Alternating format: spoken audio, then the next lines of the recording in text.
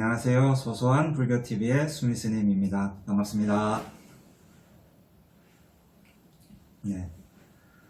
오늘은 팔상성도로 알아보는 부처님 생애의 마지막 시간입니다. 그렇다고 해서 부처님의 삶을 8폭의 그림으로 끝을 내는 것은 아니고요. 다음 시간부터는 또 다른 벽화를 통해서 부처님의 삶을 좀 더 살펴보도록 할 예정입니다. 지난 시간에는 부처님께서 처음 법의 수레바퀴를 불리셨고 오비구를 제도함으로써 최초의 불교교단이 탄생하게 되었다는 설명을 드렸습니다. 부처님께서는 처음 깨달음을 이루시고 45년이라는 긴 세월 동안 수없이 많은 곳을 다니시며 수많은 사람들을 제도하셨습니다.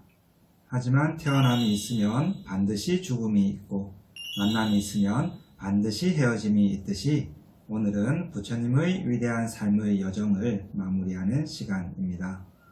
매번 부처님의 마지막 모습을 떠올릴 때면 마치 내 옆에 함께 있던 스승을 떠나보내는 것처럼 가슴이 시려오는데요.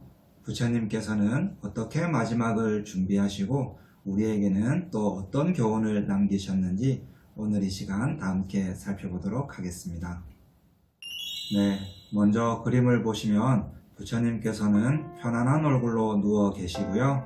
오른팔을 베고 있고 몸은 오른쪽 옆구리를 바닥에 대고 있는 모습입니다. 그리고 주변에는 수많은 제자들이 둘러앉아 있습니다. 근데 자세히 보시면 눈물을 흘리고 있는 노비구의 모습도 보이고요. 울음을 참지 못해서 손으로 얼굴을 가리고 있는 제자도 볼 수가 있습니다.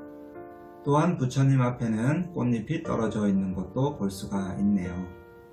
부처님께서는 80세가 되던 해에 아난에게 3개월 후면 열반에 들 것이라 말씀하셨습니다. 그 말을 함께 들은 제자들은 모두 슬퍼 울었습니다. 부처님께서는 시간이 많지 않으니 의심이 있는 것이 있으면 지금 물어라고 말씀을 하셨습니다. 아난은 부처님께 여쭈었습니다. 만약 부처님께서 열반에 드신 후에는 무엇을 의지해야 합니까? 부처님께서는 비구들이여 자신을 등불로 삼고 자신을 귀처로 삼아 머물고 법을 등불로 삼고 법을 귀처로 삼아 머물러라 라고 말씀을 하셨습니다. 다시 아난이 부처님께 여쭈었습니다. 그러면 누구를 스승으로 삼아야 합니까? 부처님께서는 개를 스승으로 삼아라 라고 말씀을 하셨습니다. 또한 부처님께서는 이 세상의 모든 것은 무상한 것이니 부지런히 정진하라고 말씀을 하셨습니다. 부처님께서는 여러 비구들을 데리고 쿠시나가루로 가는 길에 파바 마을에 도착하였습니다. 거기서 대장장이 춘다가 소유하고 있는 망고동산에 잠시 머물렀습니다. 그 얘기를 들은 춘다는 서둘러 부처님의 초소로 가서 가르침을 받고 크게 기뻐하였습니다. 춘다는 부처님께 음식을 공양 올리게 되었는데요. 부처님께서는 그 음식을 드시고 심한 복통을 일으키며 중태에 빠지셨습니다. 부처님께서는 아픔을 참고 견디며 아난에게 말씀을 하셨습니다. 아난다여, 장차 저 대장장이 춘다에게 그의 공양으로 인해 열애가 인멸했다라는 비난이 퍼부어질지도 모른다. 그리고 사람들은 춘다는 마침내 열애를 열반에 들게 한 나쁜 과보를 받게 될 것이다 라고 악담을 할지도 모른다. 만약 그 말을 춘다가 듣게 된다면 열애에게 공양 올린 일을 후회할지도 모른다. 그러니 아난다여, 춘다를 위해 다음과 같이 말하여라. 그대 춘다여, 조금도 후회할 일이 없습니다. 열애께서 당신이 올린 최후의 공양을 드시고서 인멸하셨다는 것은 당신에게는 참으로 경사스럽고 좋은 일입니다. 이렇게 말하는 것은 생존의 세존께서 열애에게 음식을 공양한 공덕이 무량하다고 누차 강조했기 때문입니다. 열애에게 올린 음식을 공양하고 열애가 정각을 이루었을 때 그 공덕이 얼마나 크겠습니까? 또한 열애가 그 음식을 먹고 열반에 드셨을 때 그 공덕 역시 한량이 없을 것입니다. 그대는 세존께 최후의 공양을 올린 공덕으로 현세에는 장수를 이루고 다음 생에는 좋은 몸을 받게 될 것입니다. 이렇게 부처님께서는 좋은 마음으로 공양 올린 춘다의 마음이 혹여 다치지는 않을까 걱정하시며 위로의 말을 남기셨습니다. 부처님은 아픈 몸을 이끌고 드디어 말라족 백성들이 기다리고 있는 쿠시나가리에 도착을 했습니다. 부처님께서 두 그루의 사라수 아래에 누웠을 때 사라수에서는 때 아닌 꽃이 피고 하늘에서는 꽃비가 내리며 음악 소리가 울려 퍼졌습니다. 부처님께서는 아난에게 이것은 하늘에 있는 신들이 열애에게 올리는 마지막 공양이지만 제1의 공양은 아니라고 말씀을 하셨습니다. 그러면 열애에게 올리는 제1의 공양이 무엇입니까? 라고 묻는 아난에게 부처님께서는 열애의 가르침에 따라 수행정진하는 것이 제1의 공양이다 라고 말씀을 하셨습니다. 시간은 조금씩 흐르고 부처님께서 열반에 드시기 전 깊은 밤 수바다가 찾아와 부처님을 만나 뵙기를 청했습니다. 하지만 아난다는 이미 피곤해 지친 부처님을 방해해서는 안 된다고 생각을 하고 3번이나 거절을 했습니다. 이를 본 부처님께서는 아난다를 불러 그렇게 해서는 안 된다며 수바다를 맞이하게 되었습니다. 수바다는 자신이 알고 있는 여러 가지 사상들을 늘어놓으며 이것이 옳은지 그른지 물었으나 부처님께서는 자신에게 시간이 얼마 남지 않았다는 것을 아시고 수바다가 깨달음을 얻을 수 있게 말씀을 하셨습니다.